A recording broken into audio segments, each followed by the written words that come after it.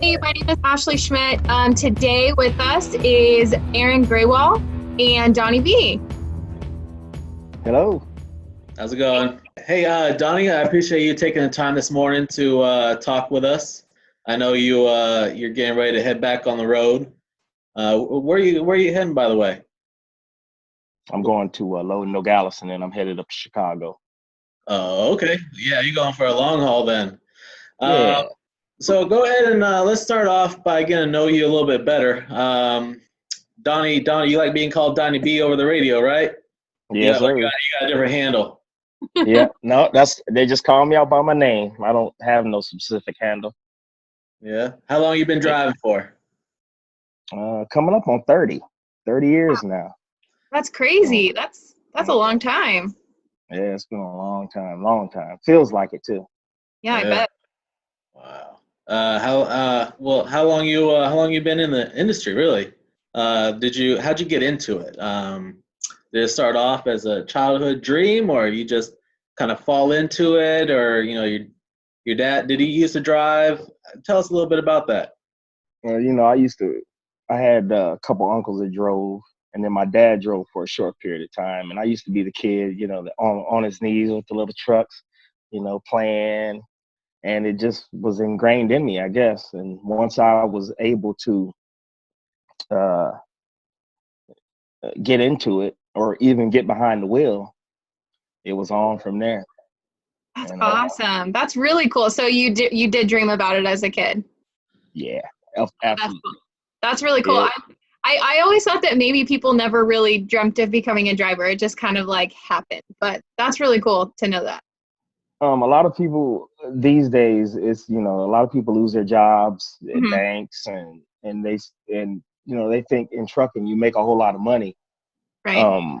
And then it's just a job for a lot of people, but for some of us it's a lifestyle. That's really cool. It takes a lot to get in your truck and leave your kids behind every week. That's what I was going to ask. Do you have kids? Yes. Oh. I have 3 kids, and it's tough when you got to leave them when they have basketball games and volleyball games and stuff like that. Right. Now at the stage of the industry that I'm in, I can adjust my schedule. I can do what I want. Oh, that's good. That's really cool. Nice. Good. Yeah, I could totally relate with you there. Growing up, my dad was always on the road, and I miss him at my football games. Miss him at my wrestling meets, but when he showed up, he really made a presence at him. But and then once the summer vacay hit, my mom was like, "You're going with your dad on the road." 3 months on the road, my dad sleeping in the sleeper, listening to country music, listening to the CB radio. Yeah, that's so funny. Yeah. Switching his axles. It was a good time. It's my kids, they still love to come. That's really cool. My son's wanting to go now, but he's doing homeschooling, so he has to be hooked up to an internet connection when he's doing his homework, and I can't do it right now going down. I mean, I have hotspot, but it's hit or miss when you're moving. Right. So yeah, that makes sense. But it's not it's just you have to work your way into a position to where you control your destiny in trucking. With the bigger companies, or being a company driver, you have to go when they tell you to go. Right. Sometimes you'll get home for 1 day, 2 days, and they're calling you and telling you got to leave again. When you're just getting adjusted to being home again. So it definitely can be a tough industry. It definitely is a tough industry, and it takes a special kind of person to do it, for sure. I hear that. Now, 30 years, that's a long time to be driving. A lot of these drivers out there, these veterans like you, one way they really show their time in the industry and how long they've been driving is really by investing in their own truck and their own equipment, with custom goodies and all chrome, and you can really tell a newbie from a veteran. A veteran is really going to invest in his truck. Am I right or am I wrong? If I'm right, I think it varies from person to person. You know, some people like that have been in the industry as long as I have. A lot of times they get older and they've had nice equipment, and then they lose the love for it. You know what I mean? It turns into just a job for them. But you're definitely right on, you know, when you first come in the industry, you don't know the things that you can do to these trucks and how you can make them look. I've always liked nice things. So I've always liked the shiny trucks. And when I was able to get a truck, I took a truck that didn't look very well and made it look well, you know. But it takes a lot of money, a lot of it. You got to work really hard. Tell us what kind of truck you got there, Donnie B. I have a 2014 Peterbilt 389 with a 27 with a 17 53-foot stainless reefer trailer with this multi-temperature. So that means I can haul 3 different temperatures at one time instead of just one temperature. And that part right there goes back to, you know, investing in what you're doing. You know, a lot of my trailer looks just like everybody else's on the outside. On the inside, it's different. So I'm set apart from everybody else. But going back to the, you know, making the truck look well, there's a lot of things. There's a lot of reasons why, you know, a lot of us take pride in our trucks like that.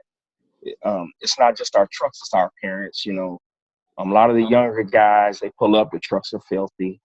You know, they go into a customer, and a lot of us are hauling your food. You know what I mean? So how are you gonna feel if a truck pulls up, you know, in not so great a shape, hauling your food, you know? Mm-hmm. And then the driver gets out of the truck, you know, with his hair all over his head, clothes wrinkled and looking like he just rolled out of bed. You know, it's all about being professional, I think is what I'm trying to say. Yeah. So that makes sense. Yeah, I would not be okay if somebody pulled up and they were in a trash truck. right. Absolutely. Yeah. You know, a lot of the younger generation of drivers don't look at it that way. They're just mainly in it for the money. Mm-hmm. That's interesting. You know? Yeah, nice. I wish everyone could take a view of your truck there, because I've seen it a couple times, and man, it's a sweet looking truck. How much money would you say you invested in your truck? It's a 2014, you said. So you own that since brand new, right? Yes. Yeah. I got it brand new. My truck is actually what's called a glider. So it came out of the factory, just a rolling chassis with no engine and transmission in it. It had the rear ends and all that stuff, but no engine and transmission. And then it went to a place and had the engine and transmission put in. Because I wanted the older motors. They last longer than the newer engines. The newer engines are 400,000, 500,000 mile engines, and the older ones will go 1 million plus. Plus, I knew that the electronic stuff was coming out, and I like to be on paper. I don't really.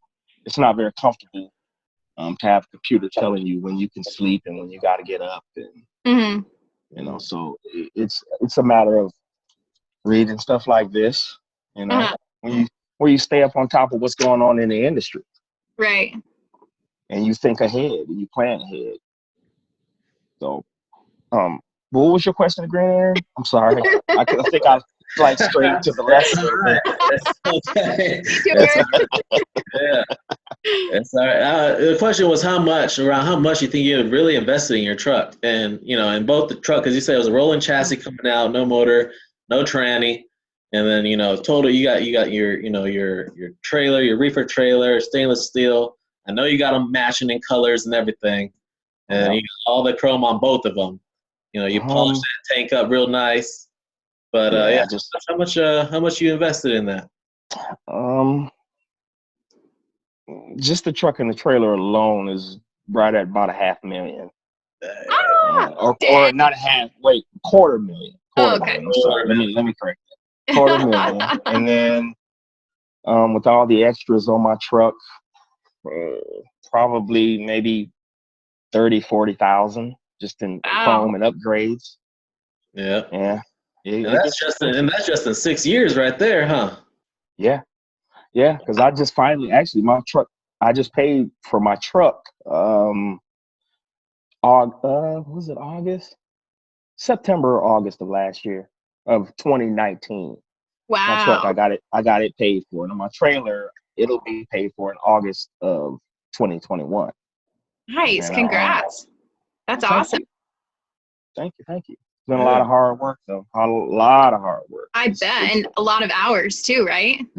Absolutely. I mean, it takes almost twice as much work to pay for that kind of equipment now Mhm. than it did, maybe 20, 15 years ago when I started. Right. Wow. That's incredible. It's pretty cool. Absolutely. Yep. Cool. Now, where did you start off driving? Was it in Arizona? Because I see you wearing a Detroit cap there. Yes, I started here in Phoenix. Okay.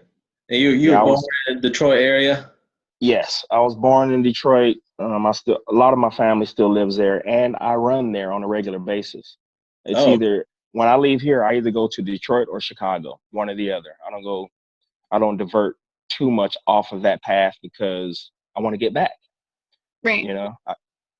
I used to just go out and just run wherever they sent me, wherever the money went is where I went. Now that my truck is paid for and I don't have to work quite as hard, I just go out and back.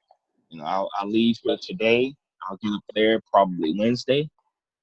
I don't know what I may run local or I may just work on my truck. I have friends up in Chicago that have shops, so I like to go up there and work on my truck. And then I'll load back on Friday, and I'll be home Monday or Tuesday, depending on where I'm going. That's awesome. So basically, it's week on, week off kind of deal. Yeah. So now that you pay the truck off, you got a little more freedom in what kind of freight you want to handle, and you kind of stick to what you want really, as opposed to just trying to get the most out of it while you still had truck payments. Is that how it worked? Really, how it works for me and for most people that are successful is that you work with people, you get in somewhere and you sit down and you pay your dues with those people so that they know they can depend on you. That's very important. There's a lot of trucking companies out there now. They fail because they're on the load board. They are not steady with one brokerage or one clientele. Right. They're not building that relationship and the rapport with their clients. Absolutely. And that's what shippers and brokers, they really look for. Who do they have a strong bond or relationship? What kind of carrier, what carriers do they have out there that they can depend on to fulfill that lane for them on a consistent basis. And it's tough. It's tough. I mean, there's not a lot of carriers out there that that build that rapport with the broker or with a shipper, and that's why you have brokers go and posting their shipments on the load boards. Otherwise, they're just a call away from that carrier they can depend on. Right. Well, I'm sure you guys are aware that there are a lot of things going on right now as far as brokers and owner operators are concerned, and they're in Washington. Owner operators are in Washington right now trying to fight or trying to get the rates up. They're being scammed by brokers and stuff like that. And me personally, I have a different stance. I have a mixed stance on it. And a lot of the guys, they're fighting because they're saying, what I feel is they're hauling the stuff at a price. So for broker cultural price, it's not up to you, the broker to argue with themselves for more money. If the load is not paying you what you need from your operating cost, you shouldn't take it. Right. Very true. So I'm having mixed emotions about what they're doing up there because I know what it takes to be successful. And it goes back to what we were talking about a few minutes ago, is that you have to get with. I've been working with the same people for 15 years now. They pretty much know not to even pick up the phone to call me for a load, like 7 o'clock this morning, if it's not going to fit into what I would pull it for. Mm-hmm. So you have to get somewhere and sit down. Now, my loads coming back, I'm contracted to a company. So that's actually my bread and butter. Nice. That makes And it I've been with them for 17 years or so, maybe a little longer. Wow. You know, so that's what it takes to be successful. You just got to get somewhere and sit down and be steady. Mm-hmm. People don't want wishy-washy people. They want somebody they can depend on every week. So, I hear you. at any rate, appreciate that. Yeah. Now, you got a reefer right now. So is grocery, refrigerated goods? Is that normally what you haul, or are you able to haul anything they give you, including dry goods? I can haul anything they give me that can go on a trailer that they're willing to put in a reefer trailer. Some people don't want dry goods. Dry goods in with stuff that has to be refrigerated because the refrigeration causes moisture.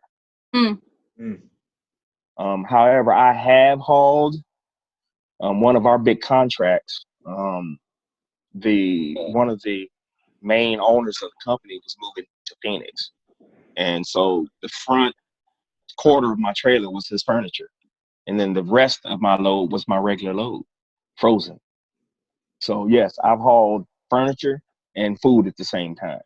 Oh wow. Okay. The combinations that you can't do are food and like a vehicle that will be cross-contaminating. Mm-hmm. So, but yeah, for the most part, I've had a couple different loads on. But I mainly stick to what I do. I do restaurant grade stuff. Mm-hmm. And it's kind of hurting right now because the restaurants aren't open. At least the ones that I haul for. They're higher end restaurants. Mm-hmm. So I've been doing a lot more general like the grocery stores. Nice. That's cool. It's really cool. Now, there's some misconceptions out there, Donnie B, that anyone could be a truck driver. Is that true? Is it something like, something that anyone can just pick up, or is it something where you got to really kind of just, test it out and be in it for a while before you can really know, hey, this is for me? These days, most of the old school truck drivers knew it could be for them. Excuse me, it could be for them. They knew it was for them. Like me, when I went to truck, the only reason I didn't have to go to truck driving school, but I did because that was going to be an easy way for me to get a job. Mm-hmm. My uncle taught me how to drive. Truck driving school will show that you had experience. My uncle wouldn't have been able to show that I had experience. So I went to truck driving school, and they used to try to rob me of my driving time because it came so natural, because I always wanted to do it. So it was a natural thing. And I know you know what I'm talking about, Aaron. It takes a lot of coordination to drive and shift and stuff because your RPMs have to match up with your road speed to get it in gear, and it's a lot of coordinating. And, people think that it's easy to drive and you get in them and go. But at any rate, anybody, they're making it so anybody can be a truck driver today. That don't mean that they're good, and that don't mean that they're safe, because they're making a lot of automatic trucks now, to where it's not taking very much skill to drive them these days. And that's why you see a rise in accidents. You see a lot more accidents where guys are in truck stops and they turn the corner and forget they got 53 feet behind and take somebody else's head off. So I mean, they're making people truck drivers today, but they probably shouldn't be doing it. So I would say no. It's just like anything else. If you want to be an accountant and a good accountant, you're gonna apply yourself, and you're gonna take it seriously, and you're gonna give it your all. And as I told you earlier, you know, a lot of people, they lost their job when the economy crashed a few years back. They lost their regular jobs. Truck driving was an easy thing that they can get. You know, a very, you know, it doesn't cost a lot to get your CDL. Mm-hmm. And in those cases, it's just a job, and it's not going to be safe. And no, Right. I don't believe truck driving is for everybody. Right. Yeah, I can totally agree with you there, Donnie B. It was I was like 16, 17 years old when I found out you didn't need to press on the clutch to shift the gear. Right. Yeah. If you have the coordination, you have to know what you're doing, because the newer trucks are more forgiving than the older trucks. The older trucks, if you floated a gear and you didn't float it exactly on point, you could get it stuck in between gears. And now somebody has to come out and pull the bottom plate off and get your truck back into neutral. But now the trucks are more forgiving, and as long as you match those RPMs with the road speed, it'll float right in. You can even do it with your car. You can do it with your four-wheeler if you want it. If you know what you're doing, you can float gears there too. But Yeah, it's I tested that too. Yeah, yeah. No, because I was actually telling a couple of coworkers I was like 16, 17 years old when I learned how to drive an 18 speed with the air seats raised all the way up and right. parallel park one of them trucks with a 48-foot trailer. Oh my You're a rookie status. You're a rookie status. That's what. Yeah, you're a rookie status. All us old KG veterans, we sit with our seats on the floor, laid back, like we're driving a dually or something. It's no big deal. I see a guy come up next to me, and his feet's in the air. It looks like he's standing up driving pretty much. I'm going, yeah, I better back off this guy. He's fresh. He's fresh. That's so funny. Yeah. He's fresh. But there's a lot of veterans out here that are mean, that are mad about it, that there's so many new people coming in the industry. And I don't take that approach. I take the approach of, if I see a guy struggling, I'll get out and help him. The only way to make this industry better is to help the people along that are coming in. Open their eyes to things that they don't know. Right. The only time I won't help is if somebody's you get the feeling that they're thinking that I don't need your help, or it's offensive to them. Mm-hmm. Or they think you just don't want them to hit your truck. Well, yeah, I don't want you to hit my truck, but here's how you can do this. Mm-hmm. And some guys listen and some guys take it that way, and women too. You know what though? I gotta say, most of the women that drive trucks are better than a lot of men. Yes, wow. I love that. People are gonna get mad at me for saying that, but it's true. It's the truth, right? Can't be mad at the truth. Heck well, yeah. that's what I'm known for, is telling them like it is.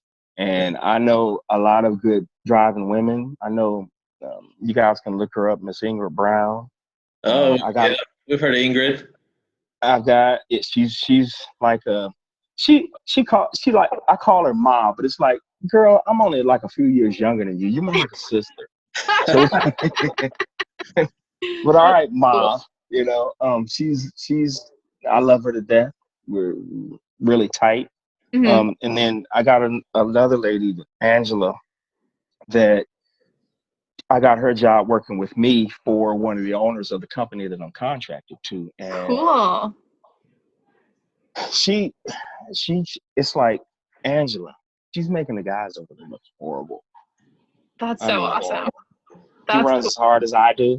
I mean, like I said, most of the women that I know in the industry, they're the real deal. They are the real deal. That's cool. That's really cool. Mm-hmm. With a lot of drivers out there coming into the industry, they really do need some of the experienced drivers like you, to show them the right way to do things, and mm-hmm. And it's the drivers like you that we show appreciation for, that are helping these new drivers come out and also tell them hey, this is the way you need to do this, or this is the way you need to do that. That's what makes them better, and absolutely, they're they're also a part of, keeping this world or keeping this country going. Yeah, And heck yeah. it's without you guys, who knows what will be happening with these new. We wouldn't have toilet paper. No, you wouldn't. No, you wouldn't.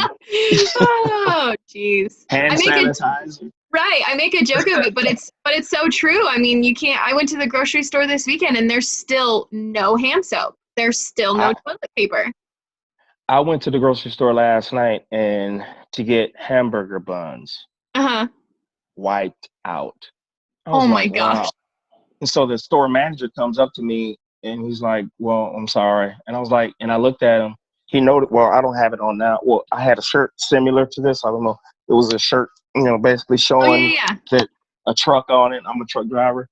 And I told him, I said, I'm getting frustrated with this because I know we're working our butt. It feels like we're never going to catch up. If people, if people continue to panic shop, and hoard, you know what I mean? It's unnecessary. Trust me, people. Help is here. We're on the way. Yes. But it's crazy. A lot of people are afraid of change. They don't. A lot of the older school truck drivers, instead of helping and trying to get these guys to see things, they're ready to get out. And for me, it's almost like an emergency situation. Because as the veterans go out the door, we're going to teach these younger guys and girls the right way to do things. And it's scary. I know I'm at the end of my career. I'm slowing down drastically, but I still try to do my to help. I'll help those that are listening. And if you don't want to listen, okay, you'll learn. You're going to learn. Trust me. Yeah, no kidding. Now, touching a little bit on that, Donnie, would you say there's a shortage of drivers right now in the industry, or is there just a shortage of good drivers? Or you said it. Of, let's say, the pay. I really don't believe there's a shortage of drivers. What I believe is a lot of the bigger companies, the mega carriers, they purchase so many trucks, and like if you go down, Aaron, to like and past Swift's terminal, you can see miles of trucks just parked, and they can't fill those trucks. You're not filling all of those trucks. That's what I believe. That's why they say driver shortage, because I believe they go out and purchase so much equipment and can't fill it, and now they scream driver shortage. I don't believe I think there may be certain sectors that are short, but I don't believe that there's a total shortage of drivers.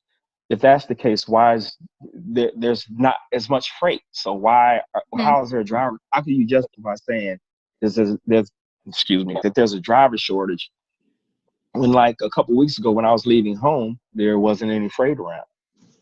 Usually I'll leave out on Monday or Tuesday. I didn't end up leaving till Wednesday. Wow. So I don't know how that could be proven that there's a driver shortage. Makes sense. Yeah. I don't know, Aaron. You're in the brokerage field, aren't you? I've heard different angles of it. I've heard there's a shortage of drivers, but then I heard there's a shortage of paying, qualified. Shortage of pay. Yes. Like the brokers don't want to pay enough for the drivers, or that's true. The shipper doesn't want to pay enough to get that freight moved. Yes. So it's not, and so there's not really a shortage of drivers that's being seen. It's really just these drivers not getting paid enough. Absolutely. It's tough.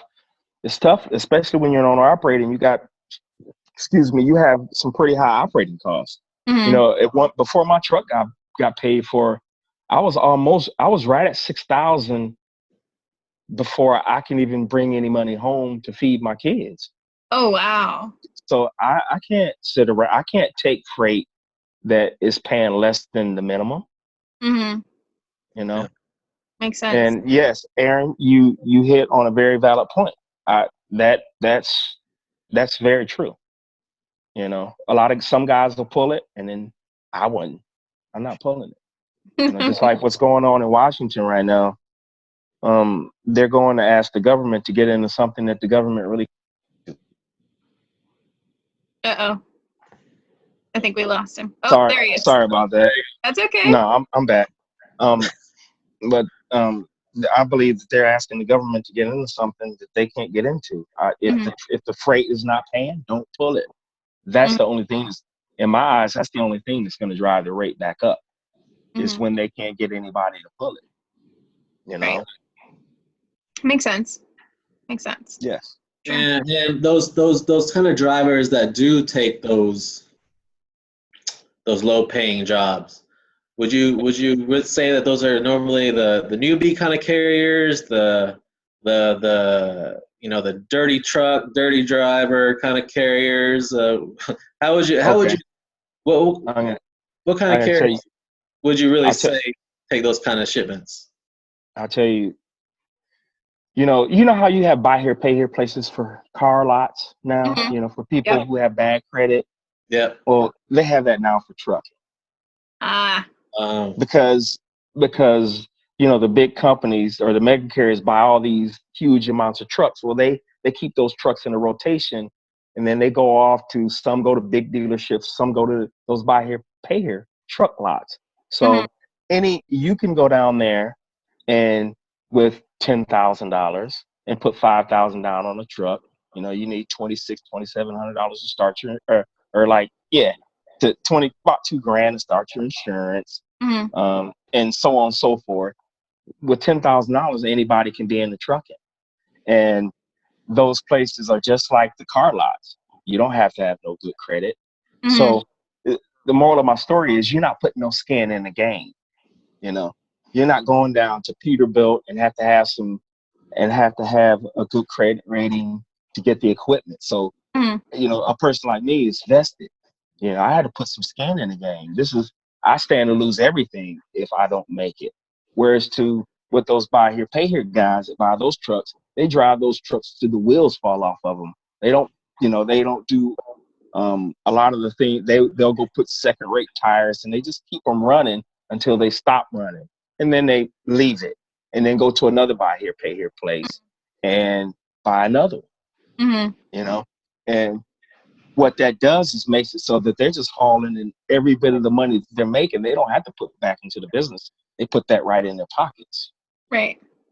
So they can afford to haul the freight for cheap like that. Whereas to a vested person like me has to say, I can't do that, because I have to take care of my equipment. I have to maintain my truck and trailer payment, and so on and so forth. So that's another huge problem in the industry. And then with a reliable truck, make sure you don't get those second-rated tires.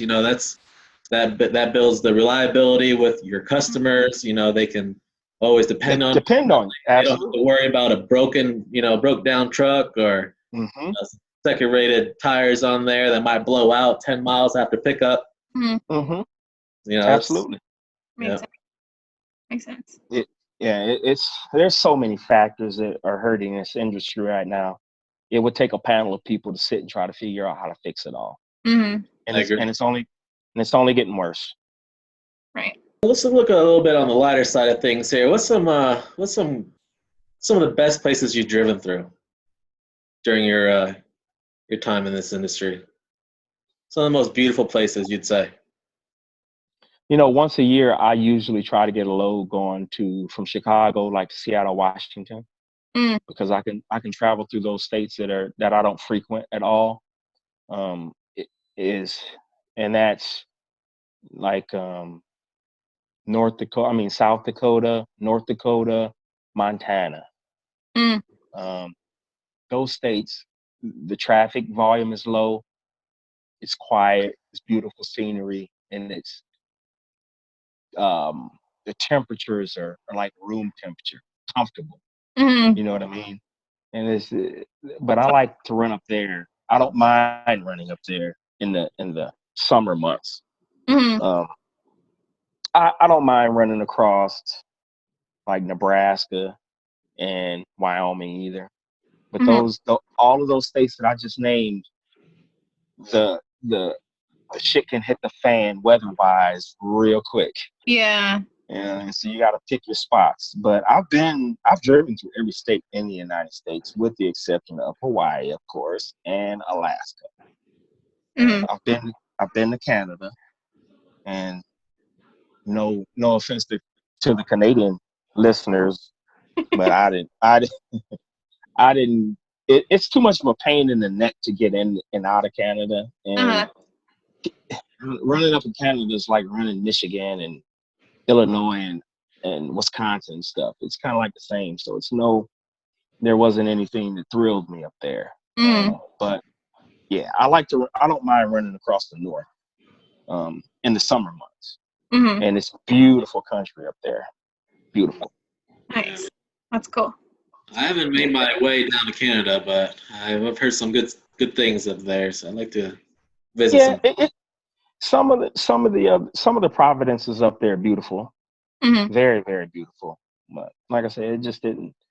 I think what took away the adventurous part of it for me is all of the wrangling that you have to do to get in there and out of there. Right. You know. Makes sense. How about the worst places you've driven through? Uh-oh. Yeah, brace yourselves for that. You know what? I don't really see any. See, I'm a truck driver, man, and I've never been like a truck driver to say I'm not going to New York, or I'm not going to Montana, or I'm in this for the money. So I'm going where the load is taking me. But the worst place to drive, really, I gotta say California. Yep. The traffic is horrible. Yeah, during rush hour too. But New York, I've been through New York on the way to the Bronx, and that rush hour, York, ridiculous. Horrible. You know what makes it so that there are horrible places to go? Why? It's that you don't know where you're going. You have to know where you go. Outside of the traffic, outside of everything else, it's all. If you know exactly where you're going, it's no big deal. It's not that horrible. You know what I mean? It's that when you're trying to go to a hard city to drive in, like the New Yorks, the Detroits, or the Chicagos, where you still can incur things like low bridges, a lot of obstacles. There, like back east, it's not as wide open as it is out here out west. It's out east. I mean, out west, it's like this. When you're in east and you're in this big truck, it narrows down to where you're just like this. You know what I mean? And it makes for uncomfortable situations for a lot of drivers.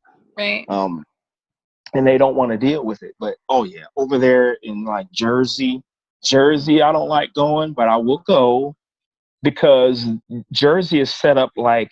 Have you guys, what roundabouts are, right? Yeah. Okay, like they have a lot of roundabouts, and like in certain parts of Jersey, it's almost like freeway everywhere. Like to make a left-hand turn, you have to get off into this cutout, like a D-shaped cutout, to go across to the other side of the median to go the other way. It can be a pain in the neck. Yeah. But it all breaks down to, again, what I said. If you know where you're going, it's no big deal. But if you don't, it's confusing, and it's, like, I used to bobtail my truck everywhere. Now I don't unhook from my trailer, and my truck isn't going anywhere but forward for the most part. I don't like going backwards. So my truck is now really a work truck. It's not my personal vehicle, and so on and so forth. But yeah, it's all a matter of knowing where you're going. Makes sense. Nice. Now, we've all heard about those restaurants that no one really knows about, but man, do they have like some really good food. I know I was out at I believe it was around the Bronx Market. There was a little diner around there that made some of the best sliders. And now this was a long time ago. This was when I was on summer vacation from school. I was with my dad, and we were just doing a delivery out in the Bronx area at the Bronx grocery warehouses over there. And we walked to some some little diner, and they grilled up some sliders, put some grilled onions up on there. It was so good. I can still remember it because it's so good. And what's some of the best places you've been that no one really knows about that would really open their eyes to it? You know what? Most of those places are gone now, man. Because the big business is taking over everything. A lot of the small mom and pop places are gone, and it's been so long that I can't even remember any. I'm trying to think.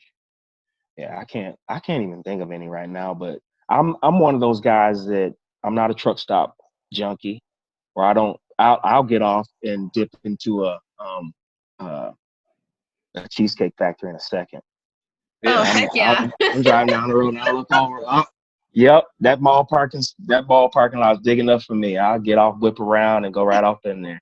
Olive Garden. I try to eat off the beaten path because, I'll let the truth out is that these truck stops, the food that's in them is horrible for you. It's all greasy, fatty foods, and it makes it so that after you eat, you probably need a nap. Right.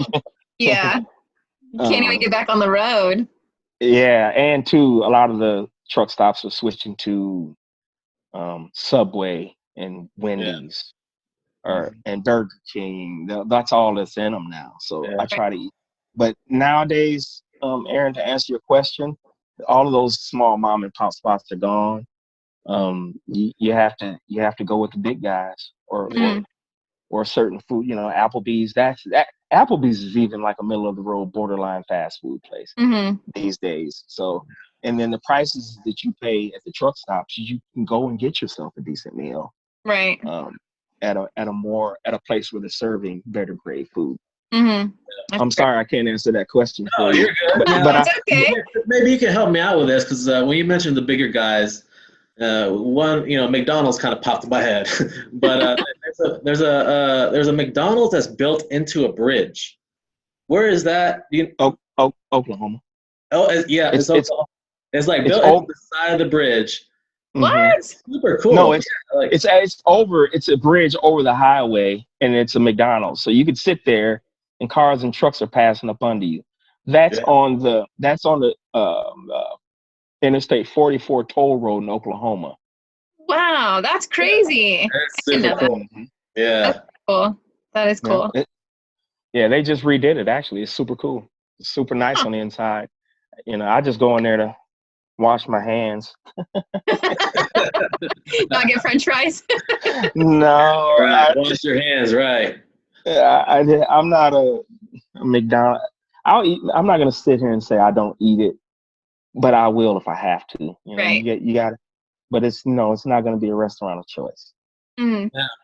Now, going a little bit into that, because you're on the road a lot, and you try to stay healthy.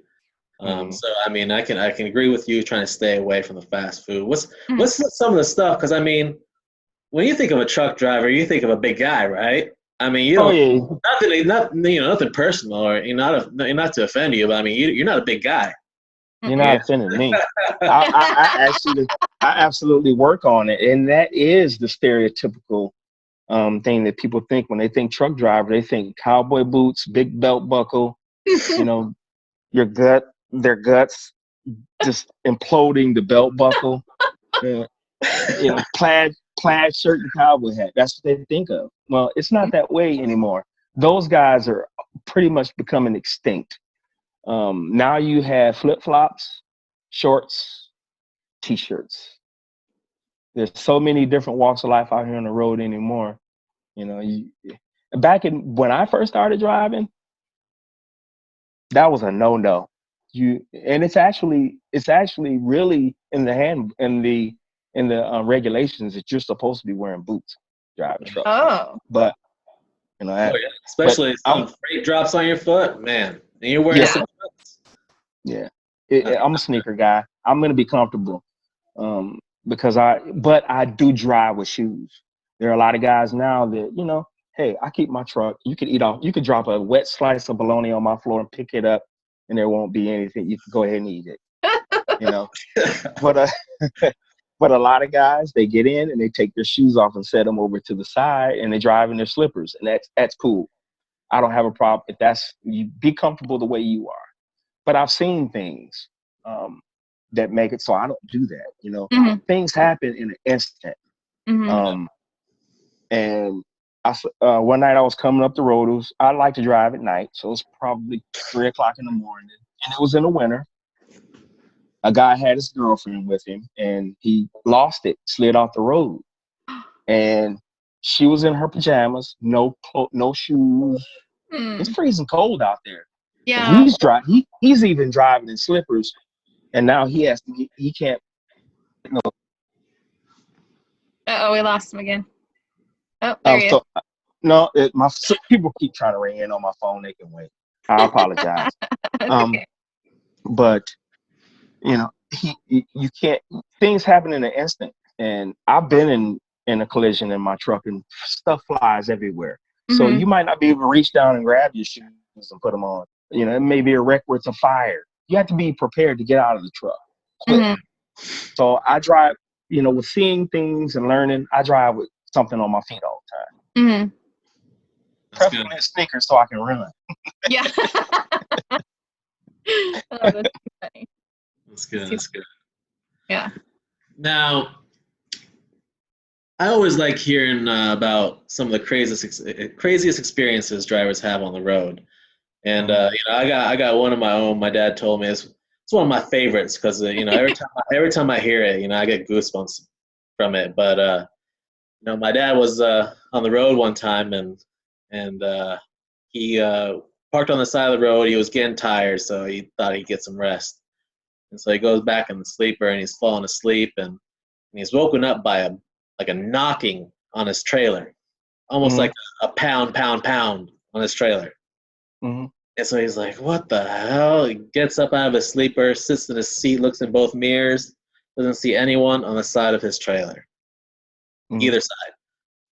And so he goes back in the sleeper, lays down, and he hears it again. Bang, bang, bang.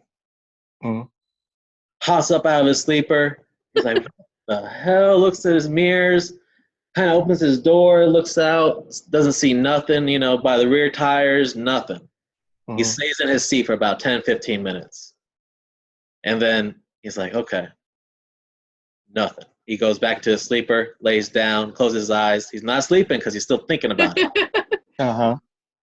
Bang, bang, bang. This time it's not by the trailer. It's on his sleeper door. He hops up out of that sleeper so fast, grabs his tire thumper, opens his door, walks all around. You know, he's shouting, who's there, this and that. Doesn't find no one. Goes back to his truck. He can't sleep anymore. He pops that truck into gear. He gets out of there. Goes to the truck stop to get some sleep. But later finds out that he had parked on some Indian reservation land. Man, that stuff is real. No thanks. Oh yeah, it's what kind of story do you want? I can get explicit. I've seen so much. What's some of the craziest stories you've had? I'm sure you got some good ones. 30 years. All right. I'm going to give you a couple, couple examples. Like I was going down the road. I was going on my way to LA. It was a beautiful day, nice trucking day, sun's out. Had my windows down, and I sit back. So the wall of my it looks like my truck's driving down the road by itself, pretty much. So. And I keep seeing out of the corner of my eye this car going forward and come back. And I look down, and it was two young ladies in a convertible just tanning, going down the road like, hang on, you gotta be kidding me right now. I look down there, hi, and I'm like, oh my God. And then there was another instance. Yeah. There was an instance though, a more serious one was like a couple years ago. I was coming down out of Utah into Nevada, and there's some dark pullout. There are parking areas with no facilities, and they're really dark. Well, I like those kind of spots because I don't sleep with my truck curtains closed. For one of the reasons, like Aaron was talking about, the minute I feel something, I just sit up in my seat and I can look both ways and see down both sides of my truck. Right. So I was knocked out sleep. It's really dark, and I get a knock on the side of my truck. So, I went and rolled my window down, maybe about that much, with caution. And a lady was saying, "My truck's on fire. Can you get out and help?" Oh, hold on. I had to put my pants on. And I'm saying, okay, my mind's thinking, okay, she's getting my attention for me to get out of the truck, and I'm gonna get hit over my head from behind. So I put my clothes on, and I opened the door and I stepped out of my truck, and I looked back, and her truck was on fire. But it was in a ball of flame. It wasn't like just starting. It was like fully engulfed. And I'm like, I said, "Ma'am," I said, I don't want to be rude to you, but this fire extinguisher isn't gonna do anything. And matter of fact, I'm sorry, but I need to move my truck a little forward because her truck was in such a ball of fire that things are gonna start exploding. Yeah. Yeah. And so this truck burned to the ground in less than 5 minutes. Oh. Yeah. It was maybe 2-3 minutes. The tires were blowing. Diesel fuel doesn't really blow it, but it'll burn forever. So, but yeah, that was probably one of the craziest experiences. I mean, all of the wrecks I've seen and all the terrible stuff that I've seen, that was probably one of the wildest. Right, because you think that you're getting out of your truck and someone's gonna hit you over the head, but there's really a truck on fire. That's insane. Yes, yeah, crazy. That happens a lot too. That's I've never gotten hit over the head, but that they do that. Right. Yeah. A woman will because a woman says something to a man, his attention is on the woman, and gotcha. Yep. Yeah. Makes sense. Right now, times are crazy. Up in the Illinois, Michigan, stuff like that area, people have been trying to break into trailers and stuff. So, guys need to be a little extra cautious these days right now until this pandemic lifts and things somewhat go back to what they feel is normal. You guys got to be real careful out there right now. Take this stuff seriously because we can be targets right now. I mean, granted, there's no billboard on the side of your truck saying, "I'm hauling the toilet paper you need." You just don't know, but people are willing to take that chance to get you to open that trailer. What's some of the precautions that you take and that you would suggest these drivers take as well? Be aware of your surroundings when you're pulling in. When I'm driving, this has been something that I've done from the beginning because you're driving such a large vehicle. You can easily get them in places where you can't get or you got to work really hard to get them out. You know what I mean? You can get into places where you can't get out. So I've always been a surveyor. Everywhere I'm driving, before I pull in places, my mind has already calculated how I can maneuver my truck around. Well, you have to take that same principle when you're pulling up to places to park, especially for the night. Look at the surroundings. Look and see if there's people moving around. Are there any suspicious vehicles sitting around that look, a little out of the ordinary? I never just pull in a place and go get in my bed. I'll sit there for like maybe 5-10 minutes and watch what's going on. Yeah. You know what I mean? And this new electronic logging device have taken that freedom away from a lot of people because usually they're up against their clock anyway.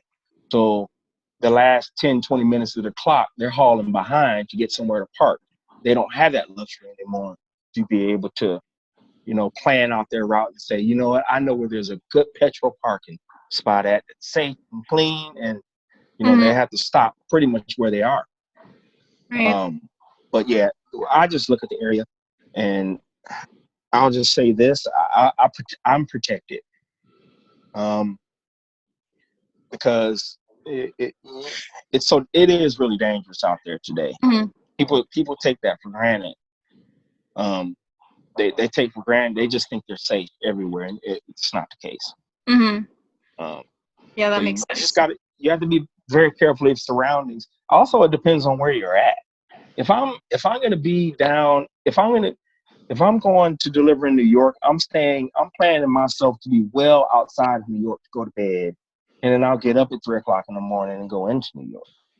You know, and the same with all the major cities. Stay way outside of town.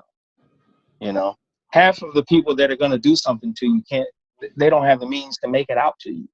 Right. You know, Yeah. so makes sense. But All right. Now,